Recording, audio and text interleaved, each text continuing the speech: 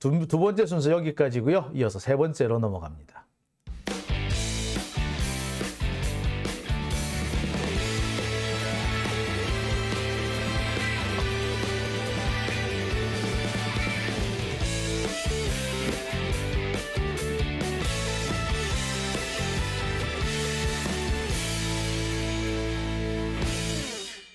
네, 오밤중의 뉴스 함께하고 계신 지금 시각 12시 40분을 지나고 있습니다. 자, 제가 준비한 세 번째 주제는요, 이낙연 얘기입니다. 존재감 없어진 이낙연, 흩어지는 친낙계입니다. 예. 요새 이낙연 대표 뭐 하시는지 얘기 들어보신 분 계세요? 나름 열심히 활동을 이어오고 계시다고 합니다.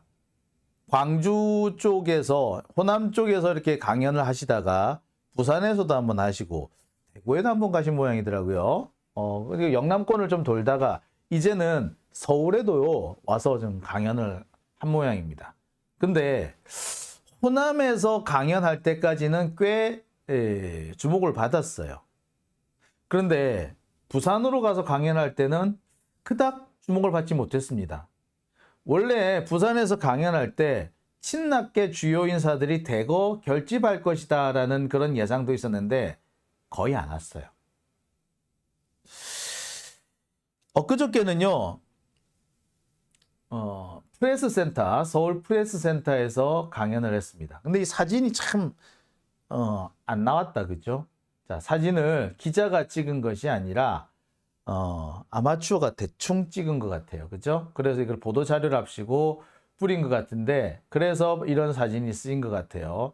아마 이게 기자들도 별로 안 왔던 모양입니다. 자, 어쨌거나 이낙연 전 대표 엊그저께 프레스센터에서 강연을 했습니다.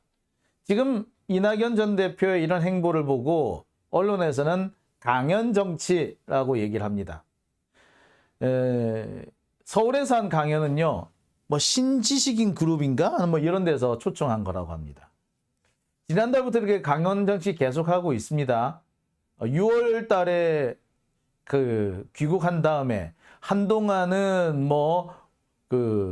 서울 현충원을 비롯해서 또는 마석이라든지 그다음에 또 광주라든지 이렇게 주로 민주 열사들이 잠들어 있는 묘지를 찾아서 한참 이렇게 추모 정치를 하더니 그 다음 단계로 강연 정치로 이어가고 있습니다.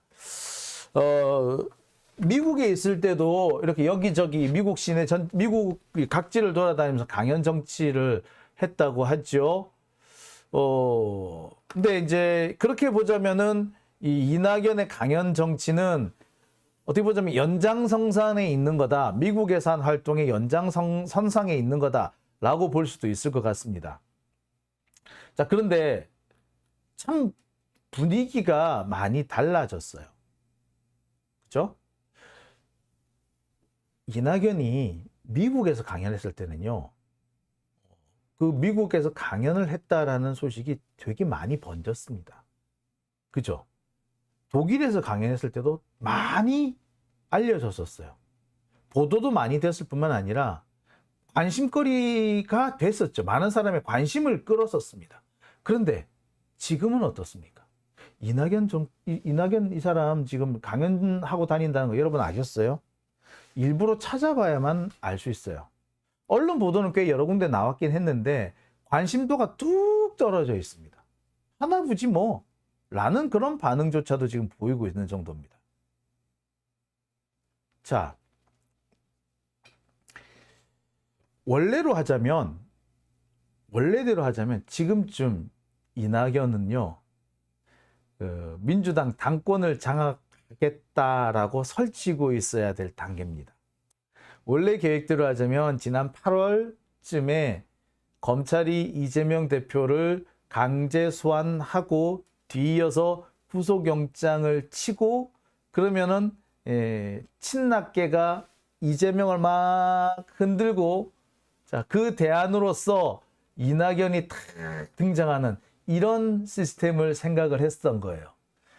그 과정에서 나온 것이 이재명 대표를 대신할 물은 무슨 뭐 그 김두관 뭐 대행설이니 뭐 김두관 뭐 비대위원장설이 이런 얘기까지 막 나오고 했던 거예요. 뭐 김부겸이 한다, 김두관이 한다, 뭐 이런 식으로 막 얘기가 나오고 그랬는데, 자, 그래서 그러니까 7월 달까지만 해도 8월이 위기다. 그래서 8월 위기설이라고 저도 보도해 드린 적이 있잖아요. 그죠? 근데 저뿐만 아니라 거의 모든 언론들이 8월에 이재명의 위기가 온다. 검찰은 영장을 칠 것이고 영장 치는 거에 맞춰가지고 대대적으로 민주당 내에서 반발 기류가 일고 쿠데타가 일어나듯이 이재명은 쫓겨나게 될 것이다. 그리고 이재명이 그 검찰이 이렇게 구속영장 이거 청구하게 되면 어떤 형태로든 간에 구속영장이 발부될 것이고 이재명 대표가 원하지 않더라도 물러날 수밖에 없을 거다. 그리고 그 대안으로 이낙연일 거다. 요거 다 알고 있는 사안이었죠. 그리고 많은 분들이 그 걱정을 했었습니다. 그리고 이낙연 그때 그렇게 하기만 해봐라. 우리 가만 놔두나 봐라 하고 우리가 이를 바닥바닥 갈았죠. 그런데 지금 보세요. 이제 9월 9일, 이제 토요일 됐으니까 12시 넘어서 9월 9일이 됐어요. 8월 달에 위기라며. 9월로 넘어왔네. 9월도 9월 9일. 이제 9월도 중순으로 들어서요. 8월이 위기라며. 검찰은 8월 초에 뭐 백현동 건으로 해가지고 이미 이재명 대표를 한번 건드렸어요. 원래로 하자면 그 8월 초에 백현동 건 때 이 쌍방울 대북 송금 건까지 같이 묶어서 그래서 소환을 하고 그걸로 해서 영장을 치려고 그랬지. 근데 그게 실패했죠. 그 과정에서 무슨 일이 있었다? 예, 바로 이화영 그 전 부지사 사건. 이 뭐 그 부인이 그 법정에서 야단을 그 이화영 지사에 대해서 질책을 하고 하는 그 사건들이 그때 있었던 거예요.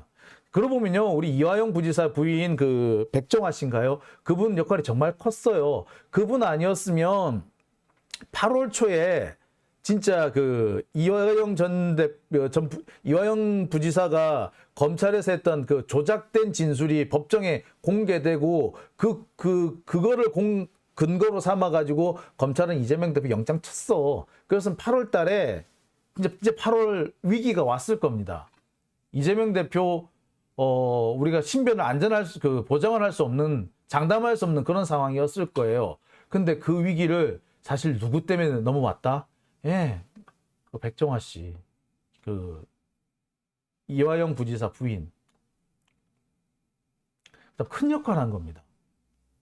그 자리에서는 이분은 그 자신의 남편인 이화영 지사가 좀 더 굳건하게 버텨주길 바라는 마음에서 정말 피를 토하는 심정으로 얘기를 한 것일 텐데, 결과적으로 보았을 때 이낙연의 등장을 가로막은 결정적인 한 포인트가 된 겁니다.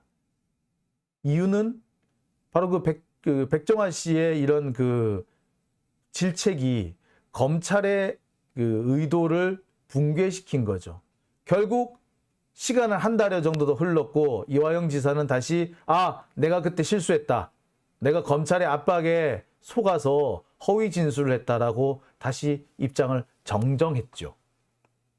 상황이 이렇게 된 이상 검찰은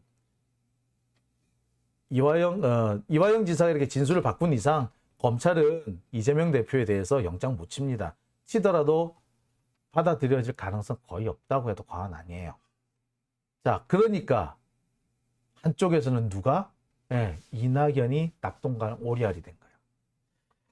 그러니까 이낙연 같은 사람의 문제점이 뭐냐면요. 본인이 독립 변수가 되지 못하는 거야. 자신의 어떤 행동이 그 정치권의 지형을 바꾸거나 흐름을 바꾸는 게 아니라 남이 바꾸는 흐름에 편승해가지고 자신이 이익을 취하는 그런 스타일의 사람이 되다 보니까 검찰이 제대로 이재명을 몰아주지 못하니 검찰이 계획해뒀던 대로 이 시나리오가 진행되지 않으니까 이낙연은 그 자리를 자신이 처음에 생각했던 그런 방식대로 일을 못하는 거예요. 능력 있는 사람 같았으면 검찰이 뭐 저렇게 죽을 썼더라도 검찰이 계획했던 걸 사실 반틈도 제대로 못했다 하더라도 능력 있는 사람 같으면 자신이 정해놓은 어떤 그 시간표대로 일을 착착착착 벌여 나갔을 거예요. 그리고 검찰 입장에서도 그런 생각이 들 거야. 이낙연이 좀 이재명을 세게 몰아붙여가지고 흔들어 줬으면 아, 이화영이 그렇게 진술을 뒤집어 껐어 라고 생각이 들 수도 있어요. 여튼 지금 상황은 우리가 처음에 걱정했던 8월 위기설을 완전히 극복한 상태이고 결과적으로 이낙연은 낙동강 오리알이 된 상태입니다. 그죠? 낙동강 오리알 됐잖아. 그러니까 무슨 일이 생기느냐. 이낙연을 중심으로 해서 뭉쳐있던 수박 개가 흩어지기 시작해요. 자, 수박 개라고 하는 사람들, 우리 뭐 범수박 개라고 합시다. 이러는 사람들은요, 사실 이재명 체제 하에서는 공천을 받을 수 있을지도 모호한 사람들입니다. 그동안 이재명을 흔들기 위해서 온갖 노력을 다했던 사람이고 그 과정에서 검찰하고 은근히 그 합작 전선, 국공 합작 같은 그런 합작 전선조차 만들었던 자들이에요. 이들은 반드시 이재명 대표가 붕괴되어야 했어요. 그런데 그걸 못한 겁니다. 검찰도 못했고 이낙연도 못했고. 이낙연은 검찰이 제대로 못해서라고 했을 거고 검찰은 이낙연이 제대로 못해서라고 서로가 서로를 아마 지금 뭐 탓하고 있지 않을까 생각이 드는데 여튼 이들은 이재명 체제에서는 공천 받을 수 없었고 그랬기 때문에 이낙연 대표를 원했던 거고 그랬기 때문에 검찰이 이재명을 잡아가주길 바랬던 거예요. 근데 이게 싹 무너졌어. 그리고 공천은 이제 눈앞에 다가왔어. 다음 달에 이제. 어떻게 할 것 같아? 여러분 같으면. 이낙연 옆에 붙어 있어서 될까? 네. 지금이라도 얼른 태세 전환을 해야지. 그죠? 그래서 나온 장면이 어떤 장면이다? 예, 여러분 뭐 잘 아시는 바로 이 장면이 나온 겁니다. 어떤 분 그러시더라고요. 이 사진 보고 빵 터졌다고. 이재명 대표 옆에 전해철이 저렇게 웃고 있는 모습을 보면서 빵빵빵빵 터졌다고. 야, 드디어. 예, 저는 이 장면이 상당히 중요한 대세 전환의 한 모습이라고 생각이 듭니다. 제가 범수박계라고 말씀을 드렸는데 크게 세 갈래가 있다고 했죠. 이낙연계, 정세균계, 전해철계. 뭐 이들이 뭐 민주주의 4.0이니 뭐 더 나은 미래니 뭐 이런 여러 가지 모습을 하고 있습니다만 사실 전체적으로 봤을 때 이 크게 그 뭐 전해철계, 정세균계, 이낙연계 이렇게 나눠진다고 보시면 될 것 같아요. 예. 이들이 대체로 민주당 의석의 한 80석 정도, 의석 중에서 80석에서 100석 정도를 차지하고 있다라고 보시는 분들도 계세요. 근데 꽤 많고 특히 전해철 의원을 따르는 전해철계가 35명에서 42명 정도 된다라고 합니다. 그리고 이낙연계가 한 32명 정도 뭐 그쯤 된다고 그러고요. 전해철계도 지금 많이 줄어서 한 20명 안쪽 뭐 이렇게 된다고 해요. 그래서 대략 한 80명 정도 된다고 합니다. 여튼 자, 많은 분들 그 민주당 쪽에 그 좀 상황을 아시는 분은요. 이 범수박계에서 지금은 제일 그 주도를 하고 있는 것이 이낙연계지만 실은 가장 큰 숫자를 차지하고 있는 계파가 전해철이래요. 40명 가까이 갖고 있다 그러잖아요. 계파로서 상당히 큰 계파예요. 근데 이 전해철이 지금까지는 이낙연을 서포트해주고 있었는데 안 되겠다. 우리 계파 의원들 살리려면은 이제라도 이재명 옆에 붙어야겠다라고 한 거죠. 그게 이런 모습으로 드러난 겁니다. 예. 뭐 사실 명분은 좋죠. 아무리 미워도 당대표가 단식하고 있는데 내가 수수방관할 수 있느냐. 그러니 이렇게 된 거지. 자, 한편으로는 이런 지적도 있습니다. 전해철이 아무리 그렇지만 자기가 지금까지 이재명 그렇게 대놓고 공개적으로 까댔는데 어떻게 해서 이렇게 참 대놓고 이렇게 서포트해 주듯이 이렇게 들어오느냐. 예. 사실은 이제 그 문재인 대통령의 뜻인 거죠. 야, 그만해. 그만하고 이제 이재명 도와줘. 라는 문재인 대통령의 뜻이 있었던 겁니다. 뭐 문재인 대통령이 직접 지금 정치에 관여하지도 않고 문재인 대통령의 뜻을 전해철이 무조건 따라다니는 거 아닙니다. 전해철은요, 자기가 문재인하고 동급이라고 생각한대요. 근데 뭐 우리가 볼 때는 웃기지. 하지만 본인은 그렇게 생각한대요. 그렇기 때문에 문재인 대통령 뜻이라고 해서 전해철이 그대로 받아들이진 않을 겁니다. 하지만 지금 상황에서는 안 받아들일 수 없는 거죠. 또 한편으로는 전해철이 문재인 대통령 핑계를 대서라도 이재명하고의 관계 개선에 나올 수밖에 없는 상황이 된 겁니다. 자, 그렇다면 지금까지 이낙연을 뒷받침해주던 큰 세 개의 계파 중에 가장 큰 계파가 떨어져 나온 걸로 봐도 될 겁니다. 아직까지는 많이 유동적이지만. 네. 그러니 이낙연이 그 무슨 짓을 하더라도 존재감이 없어질 수밖에, 존재감이 저렇게밖에 안 되는 거죠. 상황이 그런 겁니다. 참, 그러고 보면은 참 이재명 대표도 참 그동안 험한 길을 걸어왔어요. 그죠? 사실 이재명 주변에 있던 사람들, 이재명 친명계라고 하시는 사람이 솔직히 몇 명이나 될까요? 7명? 아니, 7명도 채 안 되지. 솔직히 말하자면, 조정식 의원하고, 조정훈인가? 조정식인가? 하여튼 조정식 의원하고 김남국 의원 정도밖에 없어요. 2명? 2-3명? 근데 김남국 의원 지금 어떻게 됐나요? 지금 솔직히 말하자면 이재명 대표 홀홀 단신이에요. 홀홀 단신된 상황에서 어떻게 보자면 단식을 하는 거는 마지막 승부수였던 겁니다.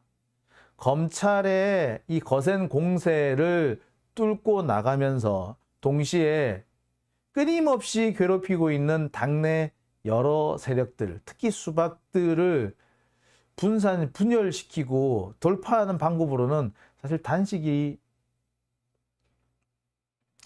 그 외에 다른 방법 솔직히 없었어요. 그리고 지금 성과가 나오기 시작한 겁니다. 지금 상황은 그렇습니다. 수박계가 분열을 하기 시작했고 이제 각자 도생 단계에 들어섰다라고 봐도 과언 아닐 겁니다. 심지어 요즘은 조응천도 입장이 바뀌었잖아. 참 씁쓸하기도 하고 참 한편으로 참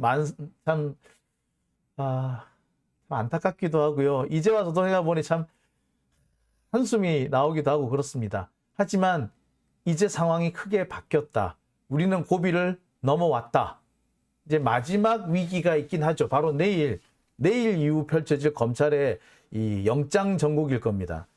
제가 볼 때 검찰 영장 정상적이라면 못 쳐요. 이화영의 진술이 있어야지 영장이 나가는데 이화영 진술이 현재로서는 의미가 없어져 버렸기 때문에 영장 못 칩니다. 물론 그래도 뭐 바득바득 우겨서 뭐 낼 수도 있겠죠. 하지만 일단 큰 고비 넘어왔다. 이제 마지막 관문만 통과하면 된다. 라고 여러분 이제 생각하셔도 될 것 같습니다. 자, 그런 의미에서 마지막 관문 시원하게 돌파할 수 있도록 우리가 좀 힘을 좀 보태줘야겠죠. 내일 수원지검 앞에 우리 좀 많이 모여 봅시다. 검찰이 민심이 어디에 있는지 알 수 있도록, 그리고 혹시라도 영장 청구서를 접수하게 될 판사들이 자칫 잘못했다가는 내가 뼈를 못 추릴 수도 있겠구나 라는 그런 공포감도 좀 느낄 수 있도록 우리 한번 모여봅시다. 지난번에 많이 안 모였다고 그 조중동 새끼들이 얼마나 조롱하는 거 하는지 보셨죠? 네.